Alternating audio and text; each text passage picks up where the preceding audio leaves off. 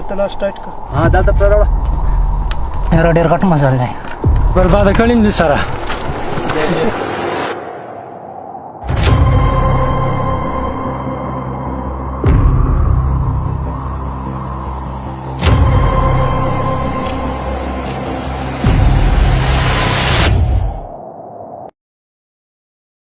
ये है तख्त सुलेमान, बलूचिस्तान, केपीके और पंजाब की सरहद पर एक ऊंचा पहाड़।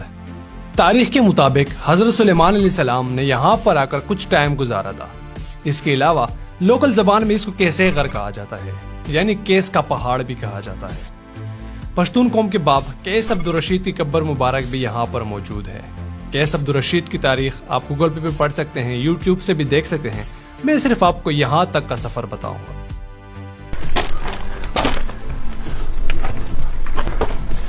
जनवरी में सर्दी की वजह से, बर्फबारी की वजह से मैं तख्त सुलेमान का सफर पूरा नहीं कर पाया था, बल्कि आधे रास्ते तक वापस आ गया था। तो गर्मी में दोबारा अपनी ख्वाहिश पूरी करने के लिए मैंने और कैसर ने इरादा किया कि हम तख्त सुलेमान का सफर करेंगे, और हम सीधा पहुंच गए दरा जिंदा। वहां से उस्मान भाई के साथ मिलकर हमारे सफर के 3 दिन आने थे रास्ते में, इसलिए खाने पीने का सामान भी अपने साथ उठाना बहुत जरूरी था।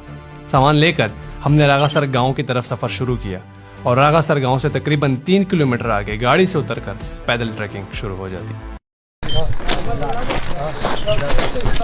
ऑलराइट, तो जस्ट स्टार्टेड आवर जर्नी। और क्योंकि पिछली बार मैंने जब शुरू किया था तो इसी रास्ते पे तकरीबन रात के 3 बजे मैंने ये ट्रैक शुरू किया था। सुबह के 6 बजने तक हम ऊपर जो चश्मा आता है, एक छोटा सा चश्मा आता है, वहाँ तक पहुँचे। सुबह की नमाज़ हमने वहाँ पे पढ़ी थी। तो अभी दिन की इस रोशनी में कर रहे हैं। तो मज़े की बात यह है ना, पहाड़ों के टॉप पे बिल्कुल बादल नीचे आए हुए हैं, धुंध नीचे आई हुई है, नज़र भी आ रही है, लेकिन इस साइड से बिल्कुल सूरज हमें लग रहा है। मैंने तो शुक्र है शॉर्ट्स पहने हुए हैं, मुझे इतना इशू नहीं हो रहा। जिन्होंने कपड़े पहने हुए हैं, जिन्होंने ट्राउज़र पहने हुए हैं, क्योंकि टॉप पे बहुत ज़्यादा ठंड होगी इंशाल्लाह अगर हम पहुंच गए यहाँ पे। हमें क्योंकि वाइल्ड ट्रैकिंग, मुझे आइडिया है जब आप ट्रैक कर रहे होते हैं तो आपको गर्मी बहुत ज़्यादा लग रही होती है, जैसे आप मेरे पसीने चेक कर सकते हैं। ट्रैक की शुरुआत इस पथरीले रास्ते से होती है, जहाँ पर सिर्फ और सिर्फ पत्थर हैं, कोई रास्ता नहीं, बस सीधा चलते जाना है इन पत्थरों में। अभी थोड़ी देर ही चले थे कि हमारे कुछ नौजवान अपने हौसले हार बैठे।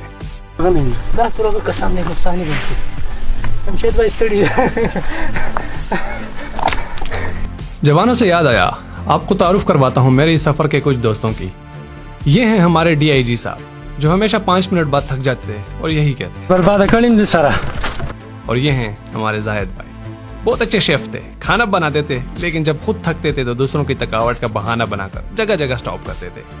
और ये हैं कारी साहब, इस सफर के चैंपियन। और इस बात का अंदाजा आप खुद लगा लें कि ये बंदा तख्त सुलेमान का ट्रैक चप्पल में कर रहा है। और ये हैं जनाब कैसर साहब, जिसको सारे रास्ते ये डर था कि वो कहीं से स्लिप होकर गिर ना जाए। और ये हैं हमारे उस्मान भाई। उस्मान भाई सबका हौसला बढ़ाते थे ताकि रास्ता जल्दी कवर हो सके, अगर खुद भी थक जाते तो दिखाते नहीं थे। और इस सफर में 2 जमशेद थे, एक जमशेद आपसे मुखातिब है और दूसरा जमशेद इस ग्रुप का लीडर था, जो कि फन और मज़ा में हमें इंटरटेन रखते थे और इसी इंटरटेनमेंट में अपना रास्ता कवर करते थे। और रास्ते से याद आया, हम अपने दूसरे स्टॉप पर पहुंच गए। चलो जी, ये सेकंड स्टॉप है हमारा। काफ़ी स्टीप थी, ये पहली स्टीप है जो आपकी जो है ना मोराल बिल्कुल डाउन कर देती है। इस पे चढ़ते हैं ना आपके टांगों में भी दर्द शुरू हो जाता है, आपके डिफरेंट जगहों पे दर्द शुरू, आपका स्टेमिना भी ख़त्म होना शुरू हो जाता है। हमारे कुछ नौजवान काफ़ी डाउन हो गए हैं। ये वाले भाई तो सबसे तगड़े हैं। हाँ कैसा बताओ ज़रा। बस ये तो इसकी बस है। उस्मान भाई, तो मेरे ख्याल से उस्मान भाई आपका मोराल कैसा है? गुजारा है। ये हंसी से आपको पता चल रहा होगा कि भाई 5 कदम चलते हैं, 10 मिनट का ब्रेक लेते हैं और पानी पिए सर, पी रहे हैं जिस सर इन्हें पता नहीं K2 सर कर लिया। हमारे भाई को देखें, DIG साहब है हमारे इस ट्रिप के DIG साहब। और हमारे इस आज के ट्रिप के हीरो कौन है? मामा हमारे। बराबर है मामा हमारे। तो छोटा सा एक स्टॉप लिया है, फिर से यहाँ से कंटिन्यू करेंगे।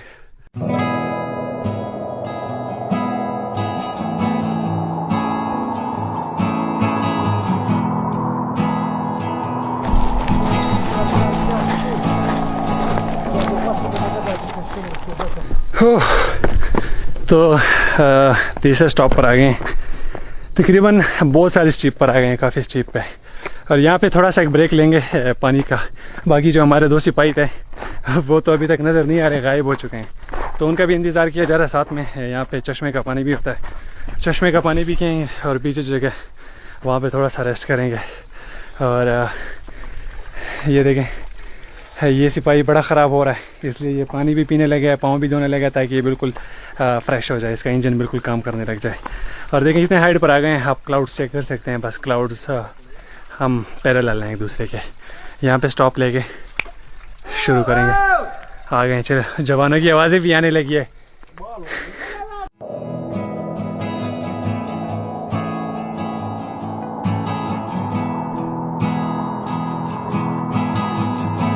यहाँ पर सारा शिरानी कबाइल रहता है और गर्मियों में रागासर गांव से आकर यहाँ पर पहाड़ों में रहते हैं। और जब इनको कहीं पर ट्रैकर या सफर करने वाले नजर आते हैं तो वो आपको अपने हुजरे में लेकर जाते हैं, चाय पिलाते हैं, खाना खिलाते हैं और गाइड करते हैं और फिर आगे जाने की इजाजत दे देते हैं। हम भी ऐसे एक हुजरे में गए और यकीन करें उनके हुजरों को, उनके सादा घरों को देखकर बहुत ही सुकून मिला। लस्सी और चाय पीने के बाद हमने वहां से इजाजत ली और अपना सफर तबक की चढ़ाई की तरफ जारी रखा।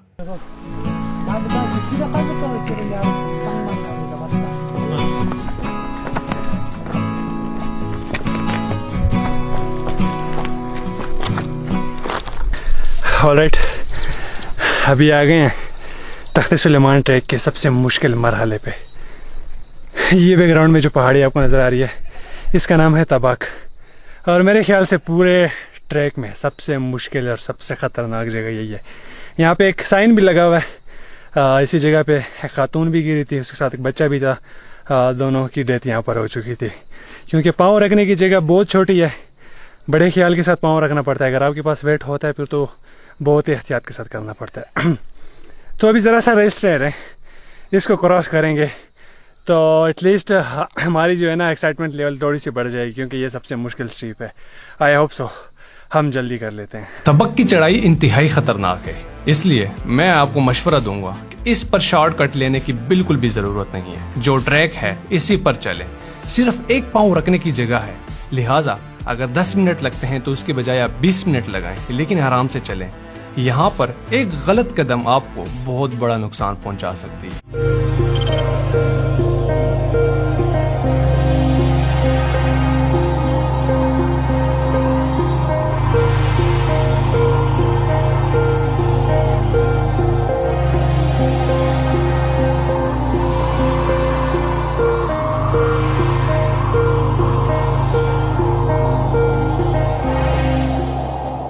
चलो जी, तो बेस तक तो पहुंच गए हैं हम।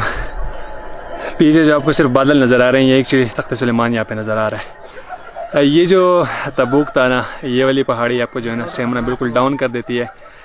यकीन करें आप चलने लायक नहीं होते, बस यहाँ पे लेट जाते हैं। तकरीबन 10 से 15 मिनट का मैंने नैप लिया यहाँ पे लेट के, और अभी मैं बिल्कुल फ्रेश फील कर रहा हूँ। और पानी वगैरह पिए हमने। और यहाँ पे मज़े की बात, यहाँ पे सारा नेटवर्क बड़ा अच्छा आता है, टेलनार का नेटवर्क बड़ा अच्छा आता है यहाँ से। तो अपने घर वालों को या फिर इंटरनेट पे कुछ अपलोड करना हो सोशल मीडिया प्लेटफॉर्म बड़े आसानी से कर सकते हैं। तो यहाँ पे रेस्ट करने के बाद अभी हम बेस कैंप तक जाएंगे, जहाँ पे हमारी पहली रात की स्टे होगी इंशाल्लाह। तबक की चढ़ाई के बाद आपको अपनी मंजिल तख्ते सुलेमान नजर आ जाती है और एक्साइटमेंट बढ़ जाती है।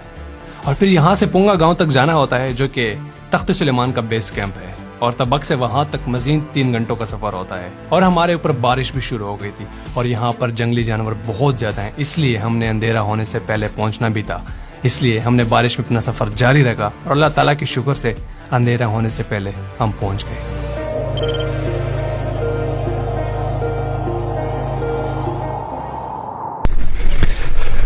ओके जी, थोड़ा सा तकरीबन 5-10 मिनट यहाँ पे रेस्ट करने के बाद लाइट ख़त्म ना होने की वजह से यहाँ पे बाहर निकला हूँ।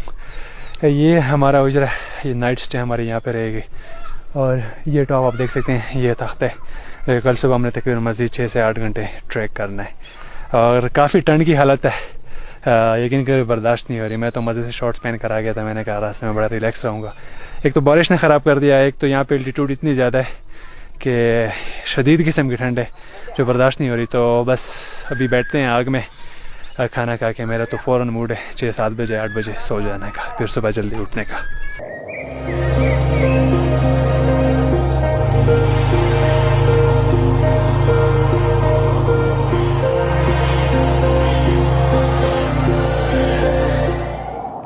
तुंगा पर पहुंचकर सबसे पहले हमने अच्छी चाय का इंतजाम करवाया और थकावट की हालत में चाय का मजा ही कुछ और था। और फिर फौरन जाहिद भाई ने खाना बनाना शुरू किया। अगर आप यहाँ पर आते हैं, किसी भी मकामी के साथ रात गुजारते हैं, तो लिहाजा अपने साथ खाने पीने का सामान ज्यादा लाएं ताकि यहाँ मकामियों से ना लेना पड़े, क्योंकि ये इंतहाई गरीब लोग हैं और यहाँ तक इनको राशन लाना बहुत महंगा पड़ता है। इसके अलावा अपने साथ कुछ ज़रूरी मेडिसिन भी ले आया करें और वापसी पर वो मकामियों को दे दिया करें, क्योंकि इनको बहुत ज़्यादा ज़रूरत होती है और आसपास कोई हॉस्पिटल या मेडिकल स्टोर नहीं होता। रात का खाना खाने के बाद हम जल्दी सो गए ताकि सुबह सूरज निकलने के साथ ही सफ़र दोबारा शुरू करें। सुबह सवेरे नमाज के लिए उठकर नमाज पढ़कर नाश्ता करके सामान पैक करके दोबारा सफ़र शुरू किया। आपके पास दो चॉइस होते हैं कि रात तख्त सुलेमान पर गुजारें और अगले दिन वहां से वापसी करें, लेकिन मेरे पास टाइम कम था। मैंने दूसरा ऑप्शन चूज किया। वहां से वापसी होकर हम रात दोबारा वापस बेस कैंप में गुजारेंगे। Good morning. दोबारा से अपनी जर्नी शुरू कर रहे हैं। हमारे स्टे की जगह से लेके बेस कैंप है हमारा। पीछे बैकग्राउंड में आपको तख्त सुलेमान नज़र आ रहा है। डायरेक्टली इसमें नहीं चढ़ेंगे, वहाँ से जाके पीछे साइड से होकर आएंगे, क्योंकि अगर डायरेक्टली चढ़ेंगे तो मरना ही है फिर। इसलिए रात को नींद कुछ लोगों ने अच्छी की है, कुछ लोगों ने नहीं की। जिनको एडवेंचर का आइडिया नहीं है तो उनको थोड़ा सा मसला था, और जिनको पता है हम जैसे लोगों को कि भाई एडवेंचर में तो ये होता है, आपकी नींद अच्छी नहीं होती, दर्द होता है फिर टांगों में, तो ये चीज़ें एक्सेप्ट करनी पड़ती हैं। तो होपफुली हमारे जो कमज़ोर दोस्त हैं आज वो हमारा साथ देंगे और हम ये जो सफ़र है टॉप तक का 5-6 घंटों में आराम से कर लेते हैं इंशाल्लाह। यहाँ से रास्ता और मुश्किल और सख्त हो जाता है, क्योंकि सारा रास्ता सीधी चढ़ाई है, बिल्कुल एक सीढ़ी की तरह। तो यहाँ पर उम्मीद है कि आप हिम्मत हार जाएं, लेकिन मैं आपको मशवरा दूंगा आप पहले ऑप्शन के साथ ट्रेवल करें कि रात ऊपर गुजारें और आहिस्ता आहिस्ता चलें, और यहाँ पर कुछ घंटों के बाद आपका रास्ता KPK से क्रॉस होकर आप बलूचिस्तान में एंटर हो जाते हैं। अच्छा जी, तकरीबन 2 घंटों के बाद हम इस साइड के एंड पर पहुँच गए हैं कि डेरा इस्माइल खान साइड से या रगासर साइड से जो तख्त सुलेमान नज़र आता है इस जगह पे पहुँच गए। अभी से आगे हम ये टर्न कर लेंगे, पहाड़ के दूसरी तरफ चले जाएंगे बलूचिस्तान की तरफ। फिर वहाँ से जो जर्नी है ना वो इतनी मुश्किल नहीं है, लेकिन जर्नी अगर मुश्किल थी तो यहाँ से थी। आप ये स्टीपी एरिया चेक कर रहे हैं, पथरीला है, काफ़ी स्लिप लेने का खतरा होता है और एक पाँव रखने की जगह होती है, और वो भी सही रखना होता है अपने, ताकि वो स्टेबल हो जाए आपका, फिर आप जाके दूसरा स्टेप ले लें। तो ये काफ़ी ख़तरनाक किस्म का रास्ता था, तो अल्हम्दुलिल्लाह ये हो गया। अभी जो मज़ीद रास्ता इतना मुश्किल नहीं है, वो आराम से तकरीबन 2 से 3 घंटों में हो जाएगा। 2 से 3 घंटों में इंशाल्लाह हो जाएगा।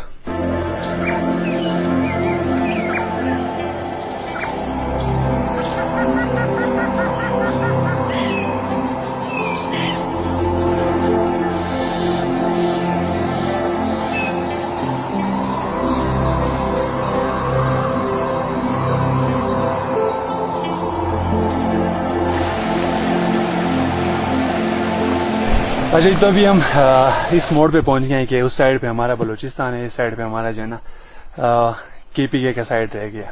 तो यहाँ से हम नीचे जाएंगे, और इस पॉइंट पे पहुंच के हवा इतनी ठंडी है कि हम सारे पसीने पसीने जैसे आगे इतनी शदीद किस्म की ठंड लगने लगी है। सब कैसे हैं बताएं सर? अल्हम्दुलिल्लाह। इतने मजे से अल्हम्दुलिल्लाह बोला, इतनी खराब हालत है इस बंदे की। DIG साहब हमारे दाटोल से वाला तो चलेंगे, सब मस्त है, पेट पाटते कैसा रहता चलेंगे। उस्मान भाई तो आया था खुद तकड़ा सा आया, और कारी साहब मुझा ले था, कारी साहब मुफ्ती अजीज साहब किले वाले तो आया। सारे तो भी ओके मौसम का कह रहे हैं, नीचे जाके पता चलेगा, तख्त सुलेमान में पहुंच के पता चलेगा कितने ओके हैं ये सब। इस सफर पर अगर आप सबसे ज्यादा अगर जो चीज ला सकते हैं तो मैं मशवरा दूंगा अपने साथ पानी लाएं।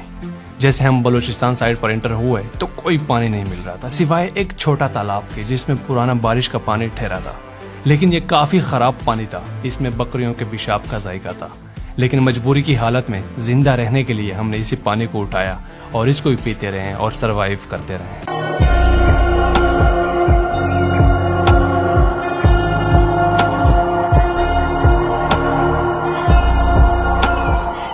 अब हम पहुंच गए थे तख्त के बिल्कुल पास, और यहाँ पर एक डंडे के ऊपर एक कमीज लगाई हुई है, और ये एक वार्निंग साइन है कि भाई ये जो जगह है बहुत ज्यादा खतरनाक है, सिर्फ एक कदम रखने की जगह है, अगर सही नहीं रखा तो आपकी जान जा सकती है। लिहाजा इस जगह पर इस निशान को देखते हुए इंतहाई एहतियात के साथ जाना पड़ता है। आप खुद भी देख सकते हैं कि एक पाँव रखने की जगह है और जिंदगी और मौत का खतरा है।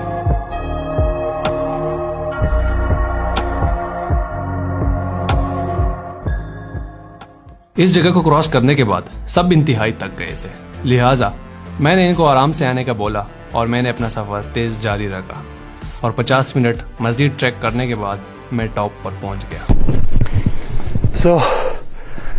पहुंच गया हूँ मैं। अभी तक मैंने यहाँ पे 15 मिनट का रेस्ट भी लिया है और मेरे दोस्त अभी तक नज़र नहीं आए। हज़रत केस बाबा का मज़ार जो था वो बिल्कुल वो वाला जो दरख्त नज़र आ रहा है वहाँ पे उनका मज़ार था और ये हज़रत सल्लल्लाहु का तख्त है। मतलब वो श्योर नहीं है कि उनका ही तख्त है, लेकिन लोग यहाँ पर इस जगह पर ही आते हैं। ये एक छोटी सी मस्जिद बनी हुई है। थोड़ा सा मैं आपको तख्त दिखा दूँ कि तख्त किस मकाम पर वाक़ है। हाइट फोबिया तो नहीं है मुझे, लेकिन फिर भी ख्याल करना चाहिए। ये जो जगह है ना, ये तख्त है। तो इंशाल्लाह यहाँ पे नफल अदा करने बाद में आएंगे। अभी ज़रा रेस्ट करते हैं। दोस्त हमारे पहुँच गए हैं, रेस्ट करके चाय वगैरह पी के पानी शानी पी के फिर इंशाल्लाह आपको बताते हैं। हमारे दोस्त जैसे पहुंचे मैंने इनके लिए चाय बनाई, सुलेमानी चाय, और सुबह वो सामान में सब कुछ ले आए थे। जो ये सबसे इम्पोर्टेंट चीज़ थी चावल, वो लाना भूल गए थे, तो लिहाजा सबको भूख लगी हुई थी। जो चीज़ मौजूद थी खाने के लिए वो हमने खा ली। उनसे पेट ना भरा तो वहाँ पर जंगली प्याज उगी हुई थी, उससे हमने गुजारा किया और चाय के साथ गुजारा किया। फिर तख्त पर जाकर नफल अदा करने चले गए। नफल अदा करने के लिए आपको नीचे तख्त पर जाना पड़ता है, लेकिन इंतहाई एहतियात के साथ जाना पड़ता है।